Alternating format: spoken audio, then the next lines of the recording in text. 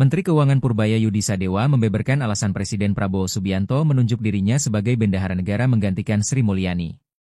Ternyata, dia mengaku sempat menakut-nakuti Prabowo bahwa pada bulan Februari 2026, Ketua Umum Partai Gerindra itu bakal jatuh. Mulanya, Purbaya menyebut akan terjadi demo besar-besaran jika terjadi perlambatan ekonomi secara terus-menerus. Dia mengungkapkan salah satu contohnya adalah ketika terjadinya demo di berbagai wilayah pada 25 hingga 30 Agustus 2025 lalu.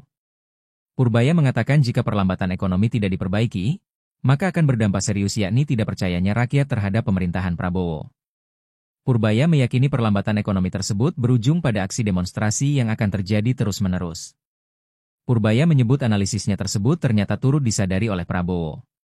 Kekhawatiran Prabowo itu pun berujung Purbaya dipanggil oleh Presiden selama 3 hari berturut-turut sebelum dilantik pada 8 September 2025 lalu.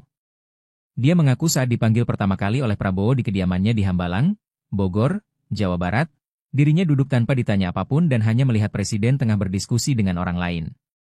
Lalu, dia kembali bertemu dengan Prabowo pada 7 September 2025 atau sehari sebelum dilantik menjadi Menkeu. Pada momen itulah, Purbaya mengaku sempat menakut-nakuti Prabowo bahwa dia akan lengser pada Februari 2026 akibat permasalahan ekonomi yang tidak kunjung selesai.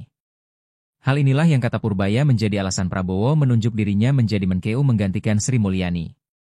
Purbaya mengatakan bahwa Prabowo menganggapnya bisa menyelesaikan permasalahan ekonomi yang tengah terjadi di Indonesia. Namun, Purbaya mengaku pernyataannya itu disertai dengan data dan sejarah ekonomi di era kepemimpinan presiden sebelumnya.